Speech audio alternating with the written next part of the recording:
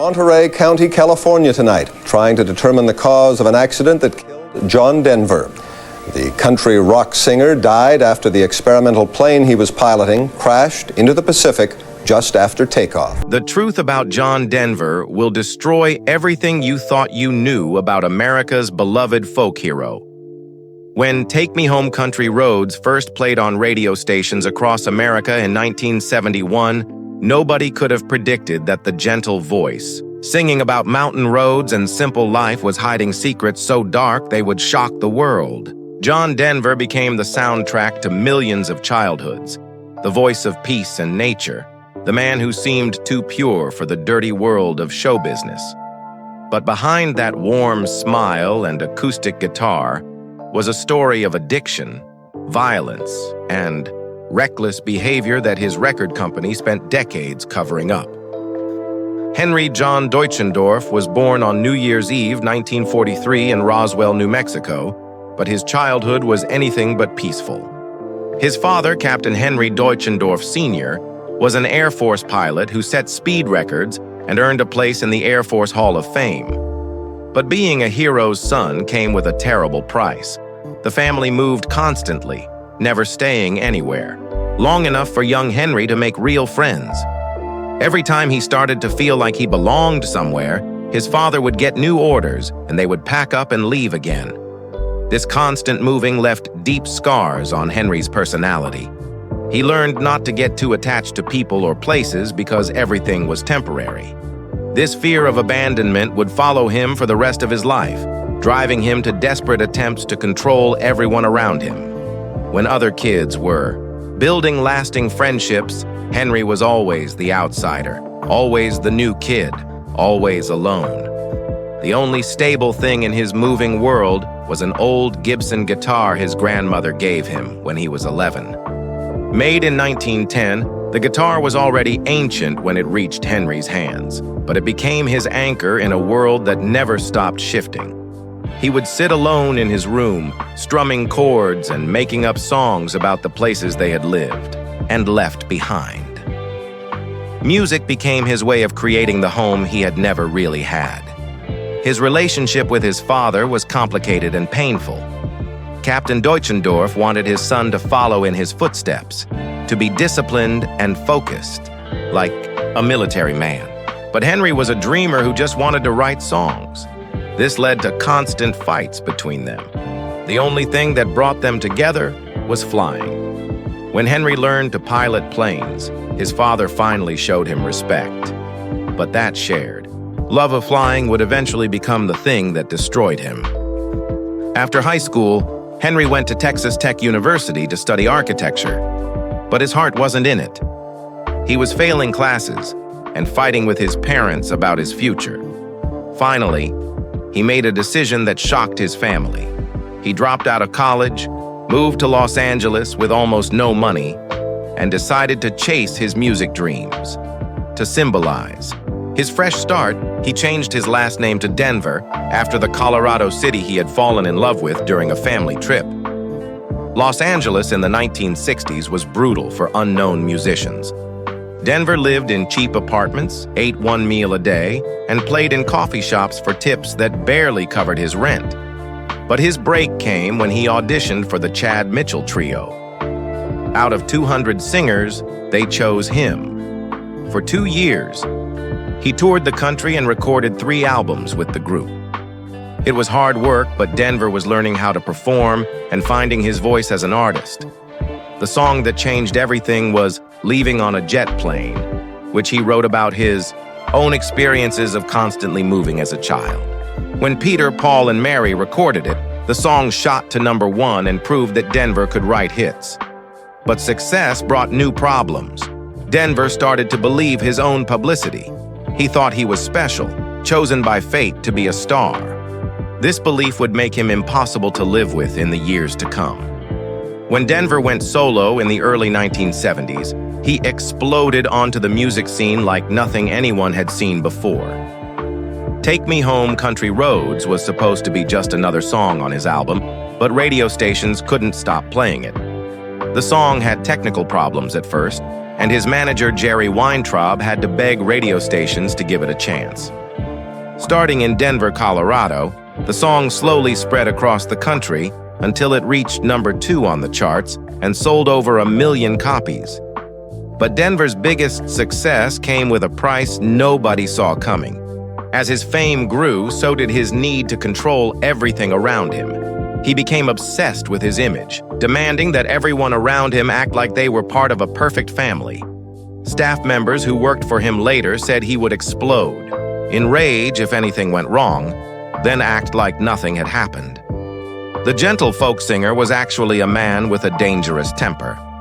His marriage to Annie Martell started like a fairy tale. He wrote Annie's song for her in just 10 minutes, and it became one of the most popular wedding songs of all time. They adopted 2 children and lived in a beautiful house in Aspen, Colorado. To the outside world, they were the perfect American family. But inside their home, Denver was becoming someone Annie didn't recognize.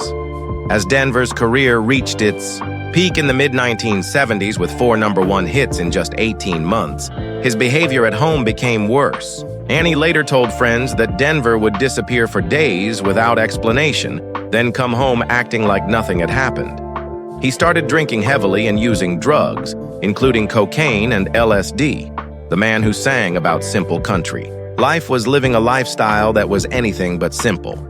The breaking point in their marriage came in the early 1980s, when Annie made a decision that sent Denver into a rage that terrified everyone who witnessed it.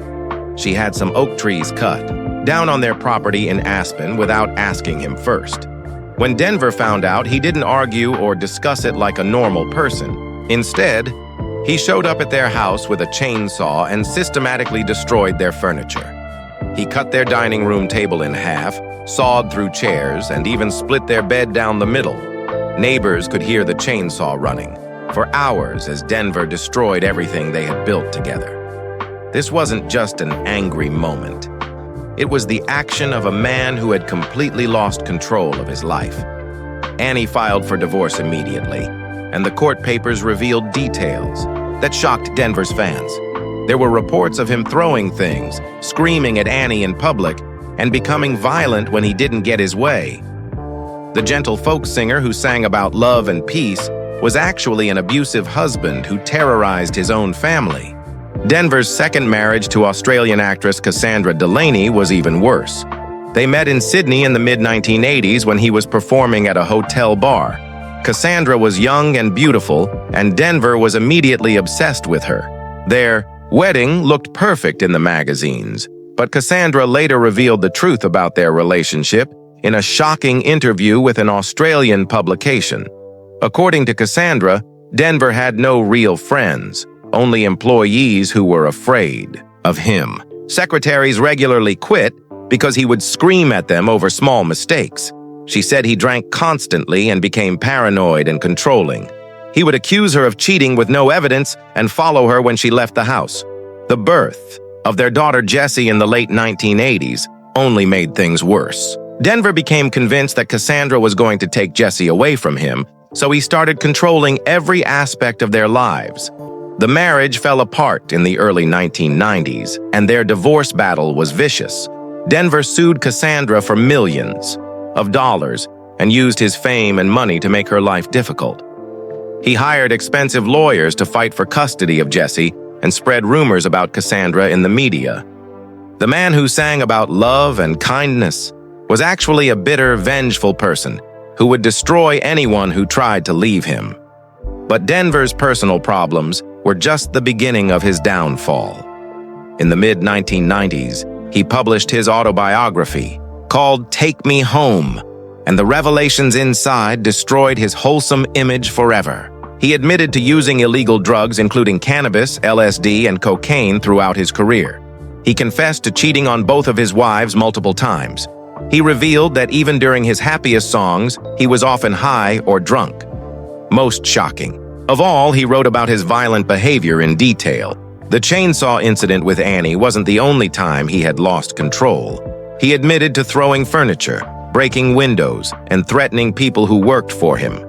The man millions of Americans had trusted to sing at their weddings, and Family gatherings was actually someone they wouldn't want in their own homes.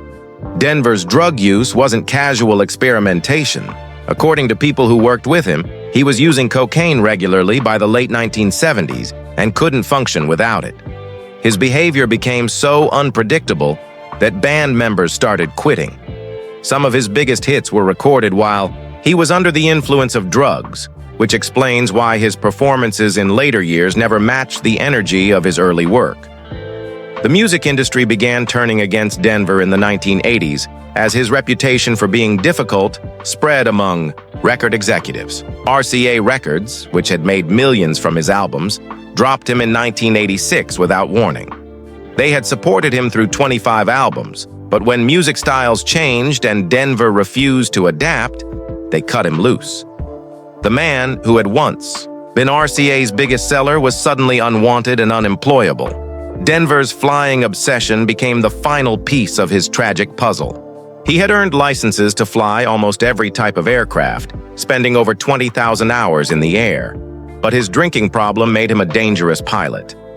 In the 1990s, he was arrested twice for driving under the influence, and the Federal Aviation Administration took action. They refused to renew his medical certificate, which meant he couldn't legally fly anymore. Instead of getting help for his drinking problem, Denver found a way around the law. When the FAA sent him certified letters demanding that he surrender his medical certificate, he refused to sign for them or sent them back unopened. This created a legal loophole that allowed him to keep flying even though he was supposed to be grounded. For years, Denver continued piloting aircraft illegally, putting himself and others at risk. The end came on October 12, 1997, when Denver decided to take out an experimental aircraft he had bought just one day earlier. The plane had been heavily modified and was difficult to operate safely. The fuel selector valve had been moved to a position behind the pilot's seat where it was almost impossible to reach during flight. The fuel gauges were also positioned where Denver couldn't see them clearly. He had spent only 30 minutes with an instructor before flying the plane alone. That morning, Denver took off with less than 10 gallons of fuel, barely enough for a short practice flight. He was doing touch-and-go landings at Monterey Peninsula Airport when the left fuel tank ran empty. To switch to the right tank, he had to twist around in his seat and reach behind him with pliers to turn the stuck valve. While he was struggling with the fuel system, his foot accidentally pressed the right rudder pedal. The plane's nose dropped sharply, and within seconds, it crashed into the Pacific Ocean. Denver was killed instantly. The National Transportation Safety Board investigation revealed the full extent of Denver's reckless behavior. He had been flying illegally for months. He had taken up a plane he didn't know how to operate safely. He had ignored basic safety rules about fuel planning. Most damning of all, he had been warned repeatedly about the dangers of the modified aircraft, but had chosen to fly it anyway. The crash wasn't just an accident. It was the inevitable result of years of increasingly dangerous behavior from a man who had lost touch with reality. Denver had spent so long believing he was special that he thought normal rules didn't apply to him. His fame had protected him from consequences for decades, but physics doesn't care about gold records or Grammy awards. In the months after Denver's death, more disturbing details emerged. Former employees came forward with stories about his behavior that had been kept secret for years. They described a man who would fly into violent rages over small problems, who would fire people for no reason, and who lived in constant fear that everyone was trying to take advantage of him. The paranoia that had started with his childhood of constant moving had grown into a monster that consumed his adult life. Denver's legacy today is complicated. His music still plays on radio stations and streaming services, bringing comfort to new generations of listeners. Songs like Country Roads and Rocky Mountain High have become timeless classics that represent the best of American folk music. But now we also know the truth about the man who created them. He wasn't the gentle nature lover he pretended to be. He was a troubled person who used his talent to hide his pain and his addiction. The most tragic part of John Denver's story isn't his death. It's how unnecessary all of his suffering was. He had everything anyone could want: talent, fame, money, and the love of millions of fans. But he threw it all away because he couldn't face the demons that had been chasing him since childhood. His constant moving as a kid had taught him that nothing lasts forever, so instead of trying to build lasting relationships, he destroyed them before they could leave him first. Denver's story is a warning about what fame can do to someone who isn't emotionally ready for it. The little boy who had learned not to get attached to people or places grew up to be a man who couldn't maintain healthy relationships with anyone.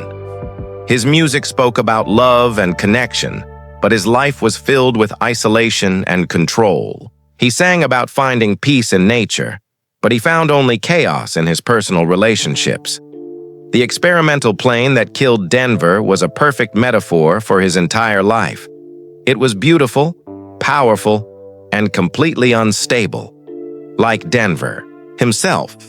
It looked safe from the outside, but was actually a disaster waiting to happen. He had modified it in ways that made it dangerous, just like he had modified his own personality to hide his true nature from the world. Today, when people hear John Denver's music, they're listening to the voice of a man who was drowning in his own success. Every gentle melody was created by someone who was violent in private.